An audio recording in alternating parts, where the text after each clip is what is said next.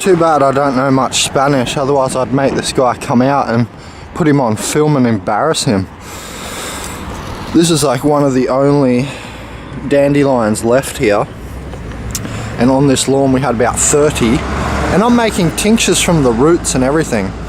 Now see these leaves over here, they're from that tree there which you don't eat. I make a tea out of the leaves sometimes, and I actually picked some from that tree over there, which is not even really on his property anyway, so what a fucking loser. And yesterday he gets these two like cheap gardeners that walk around the streets asking people to do their lawns to just mow this, and look, he even got the nasturtium. I had to put in new rosemaries because you can see they cut the rosemaries, and lucky they didn't cut the avocado tree here or the calendula there, but look, they got the nasturtium good. And you know, there was like 30 dandelions. Oh, I see a flower. Oh, I thought maybe it was a survived flower, but it's still dead. Now I just want to show, you know, it's just like a conscious resistance for people to grow food around here, because it's not in their conscious. It's like the 90s around here. Anyway, so obviously I'm gonna now put them there to piss him off, to agitate him, because he's agitated me. So, well, he wants war, we'll have to give him more. No, I don't have to, and you could walk away because of this, but I want to teach him a lesson, because this is actually how you use compost. And feel free, call the police like they threatened that I was wrecking their home by grabbing a few branches like this. And so call the police, because when they come I'll say, yeah, look, this is how you compost. Go on, if they want to take me to jail for a night for that, I'm happy to do that for composting. That'd be great on my videos. And look, there was aloe vera here. They even snapped the aloe vera. So obviously they just came through with their whippersnipper, and I reckon the guy said, yeah, get that as well over there, because he was directing picking out grass from where he has no tree over there. See how there's no food and the idiot has to go to work every day? Yeah, I don't work every day because I grow food, so I'm not an idiot like him. But anyway, he was just picking out grass over there, and then I saw the guys mowing the lawn over here.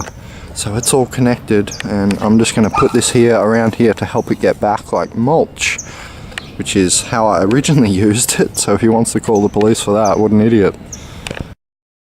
So as you can see, there's dandelions all around the neighbourhood. A few of the lawns like this one get cut really short though, but you can still manage to get the flowers. These are little dandelions, but they keep getting cut short, so at least you can collect the flowers and the roots still if you really want to. It's really hard to dig up the roots on a lawn. You need to look for the dandelions in the cracks. I always find dandelions like in little cracks between pavement and stuff, and in loose soil, and it's much easier to dig them out. So it's a bit hard when the soil's all dry. So as you can see, there's a few around just in the neighbourhood.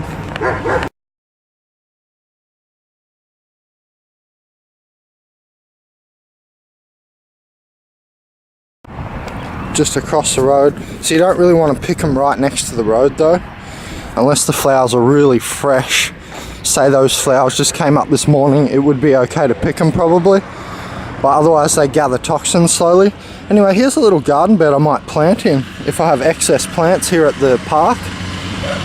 There's just a park here, so that would be where you would do some excess planting, because then again people won't come past and mow down anything you planted in here, because people would probably just mow it down. An idea might be to put a tree next to the bin so that they don't come through and they sort of get the idea, oh okay, it's next to the tap or it's next to the bin, oh it might be a good tree, and don't whippersnip it when it's young. But otherwise you're probably not, you know, it isn't really a good idea to put the plants in here. You see some established plants last, but you know, they don't get much water, etc. So maybe in the planter box back there. So you can see over here all these lawns cut. I just took some dandelion roots from just down there in the gutters there. That's a really nice place where the soil's really loose, but I don't think people like you digging around in their front yards, even though they don't own it. And it's got nothing to do with them. They just look at it every day and then go out and mow it like a neurotic idiot. But look, you see they're coming back. There's a few little ones. If you had food plants here, you wouldn't have to mow it all the time. And you wouldn't have to work all the time because you'd have free food. So you can see there's a lot of little flowers around here. But again, people cut them so short.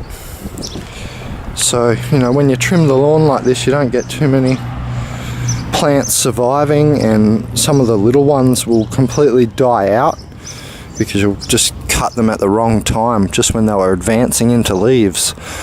So yeah, there's a few good flowers here, and these are little dandelions. They've just been cut back. Usually they're way larger. You can see here there's a little section that they're not cut. There's a few leaves poking up here. But all in all, it's funny that people, you know, you go past their house and then suddenly the next day or so, it's the lawn's mowed. You know, it's just an alliance against it. It's just nuts. That's why I'm doing this video. It's not, I don't really feel like I'm being exaggerative or, you know, pedantic or something, because it's just one of my second videos where I planted a rosemary up on Hastings Point, Australia, in North New South Wales. You know, the council burnt it, and it would have been those council thugs. They work with the cops and like look for growers and stuff, and you know, it was a rosemary plant. It's not like I planted cannabis there or something. So it's just interesting. There's a whole brigade of people who just aren't into it, and they're like, oh, what's that? It's associated with dirt. It's coming out of the ground. It must not be good. But you know, these are anti-cancerous and everything. Vitamin K is almost as good as kale. So, and the lecithin here, the fatty sort of substance, the lecithin, which is like you get from other like animal products and stuff even. It's like a fatty substance, lecithin, L-E-C, lecithin, and it fills you up. So say you ate this whole handful, there's a lot of lecithin and there's a lot of bee pollen there. Bee pollen has like 40% protein. The lecithin makes you feel full because it's like a fatty substance. So, you know, this is actually a food here. It's anti-cancerous as well. One of the first things that happened to me here in Uruguay when I came was I was down in the park, not this one, but in another park, and 2 shamans of Uruguay were there digging up dandelion root and telling us, oh yes, we think this can save the world. And I'm like, oh, it's, you know, at least someone, it's over here, you know, at least someone knows. And because you see many lawns here, and I'm actually in a pretty lucky area. You see many lawns here covered in these flowers, but a lot of people do this, they cut it back, especially if they see you picking. And what's the point, you know? I'm only just out the front little section here, right next to the road that's not used much, this one. That's why I like to pick them on this road, because there's no high traffic. Say you pick it next to that road, there's too much toxins building over there on those flowers right next to the road. So, you know, it's a good little patch, because I come along here. I've also heard that this is, I can't remember if it was anti-cancerous or not, but it helps you in some way. We'll have to get Veronica to tell me again. It has a white sap, so you might have to be careful with it, so we'll talk about that later, but that one even is useful. That spiky thing there. So I obviously get aloe vera here, and we put it in our hair, just before you go in the shower.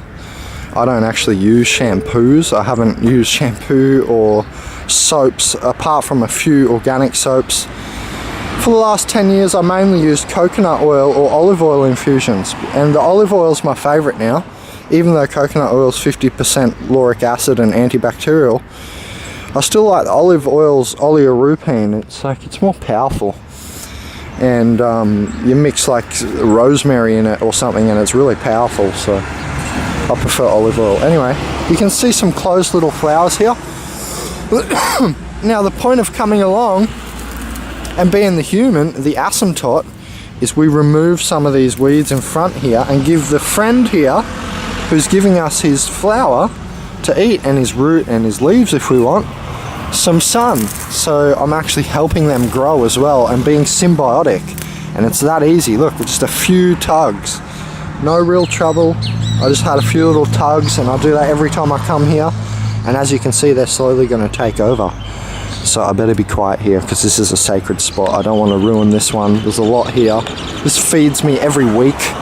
Just take a look everywhere. So this feeds me every week. I make a You know, I put bananas with it, I have put cheese with it before, and put it in batter like a giant omelette.